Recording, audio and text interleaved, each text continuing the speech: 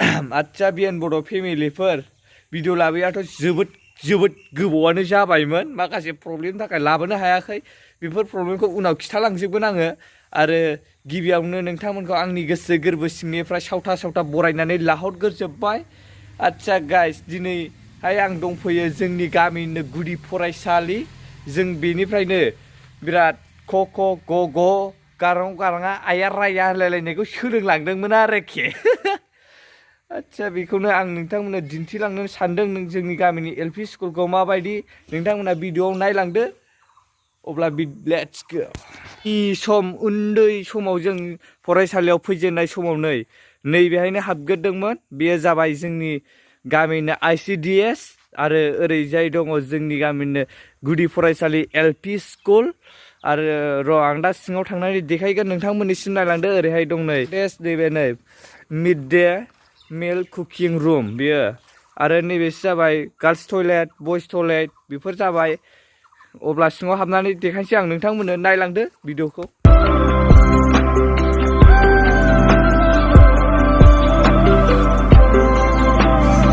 बैनो जोंनि गामिनि एलपि स्कुला बे बेकग्राउन्डआव नुनायानो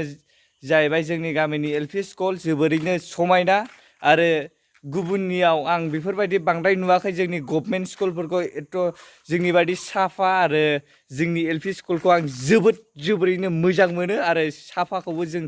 बेनिफ्रायनो रोंलांनाय आङो बेनिफ्रायसो मेगन नुलांदों गाराङाव गाराङा सराय सराया ख ख ग ग अंग बेफोरखौ जों बेनिफ्रायसो फरायलांनो रोंदों नङाब्ला जों गुदि फरायसालियाव हाबजेनाबा जों रोङा बेनिफ्रायसो जोंनि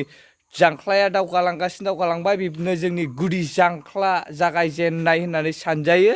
गुदि एलपि स्कुलानो आच्चा नै बेकग्राउन्डफ्राव नायदो जोंनि एलपि स्कुला माबायदि नै जेरैबो फुल बागान दं फुराबो गासैबो समायना ओरैहाय नै नारियल बिफां दं बिथिं अब्ला बैखौ देखायगोन आं नोंथांमोननि सिगाङाव बै साइनबर्डआव माखासे लिरनाय दं नोंथांमोना नायनो हागोन स्कुला नैबाव 323 नं काकरमारि गुदि फरायसालि दं गायसननाया जादों 1952 इं मायथाइयाव आरो गामि काकरमारि लासो काकरमारि 783246 बिदि लिरनाय दं आरो माखासे लिरलाबायनाय दं ब्लक तितागुरि क'क्राझार बिदि लिरनाय दं आरो जोंनि एलपि स्कुलाव बर्डआव आरो ओरैहाय देखायलांगासिनो आं नोंथांमोननिसिम नै गासैबो स्कुल बाउन्डारिखौ नायदो नै गासैबो सावगारिनि नुथाइजों गथ'फोरखौ फोरोंनो नाजानाय बेफोरबायदि आखिनानै दोनदों जोंनि स्कुल इन्जुरावनो एलपि स्कुलनियाव नैबेहायबो नै अननानै 2 मिटारै गसं बेफोरबायदि बे ससियेल डिस्टेन्स मेनटेन खालामनाय हिसाबै बाहायनाय जादों बेफोरखौ कभिड-19 नि आरो ओरैहायबो दं नै कभिडनिनो लानानै कभिड-19 अननानै मास्क गान बेफोरबायदि लिरनाय दं गासैबो सावगारिनि हेफाजाबै गथ'फोरखौ फोरोंलांनाय जोंनि गासैबो फोरोंलांनो नाजानाय आखिनाय जादों आरो नैबेहाय नै मोजां आर्टजों आखिनाय जादों आर्थकुइक बांग्रि मावोब्ला जों मा खालामनांगौ बेफोरबायदि आखिनानै होदों गासैबो स्कुलनि बे खामसालिनि इन्जुरावनो दंखाजोबो आरो स्कुल सिङाव दङ मालाबा समाव दाथ' स्कुल बन्द नै बेलासिनि सम आं दिन्थिनो हानाय नंला सिंनिखौ गाइस आरो नैबे जाबाय डिसप्ले बर्ड जोंनि स्कुलनिनो आरो ओरैहायबो दं नै अर खामोब्ला मा खालामनांगौ बेखौ गथ'फोरनि जोहै फोरोंनाय 1 नाम्बाराव स्टप 2 नाम्बार ड्रप 3 नाम्बार रल बेफोरबायदि लिरनाय दं आरोखि बेयाव गासिबो फोरोंनाय हिसाबै आरो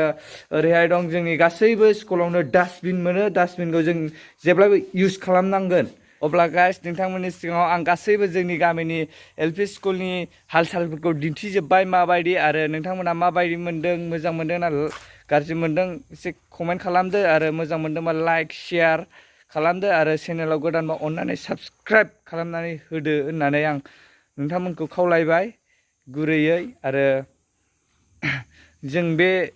फरायसालियावनो उन्दै समनिफ्रायनो देरदोखोन देरनानै फरायबोनाय गिबि क ख ग ग सराय सराया फरायबोजेननाय स्कुल आं बेखौ दासिमबो मोजां मोनो आरो गोदोनिफ्रायनो आं बेयाव हाबबोनानै देरनाय जे जायगायाव रोङैखौ रोंबोदों नुयैखौ नुबोदों बे फरायसालियावनो फरायनानै ओंखायनो आंनि आंगो गुदि फरायसालि होननानै बुङो आङो बेखौ जोंनिनो आरो आं जोबोरैनो मोजां मोनो आरो जोबोद क्लिनै दं जोंनि गामिनि एलपि स्कुला जेरैबो नै बिबार बारि गायनानै दोनदों ओरै फुला आरो गासैयावबो साखोन सिखोनै दं होननानै आं नोंथांमोननि सिगाङाव खिन्थानो हायो। आरो नै बै गोजौनि पुलखौ आं बिराद समायनाय मोनो। नैबेखौ नै बिराद बरिया बे नैबे बेकग्राउन्डआ बरिया मोजां आरोखि बे बिदिनो स्कुलनि मोखाङाव गायनानै दोननो। आरो ओरैहाय दं नै जोंना नुनाय नंला नैबेहाय देबदारु बिफां गायनानै दोनदों आरो गेटआव बिराद समाय होयो। बेफोरनो जोंनि स्कुलनि गासैबो समायना नुथायखौ नोंथांमोना नुजोब्बाय। जोङो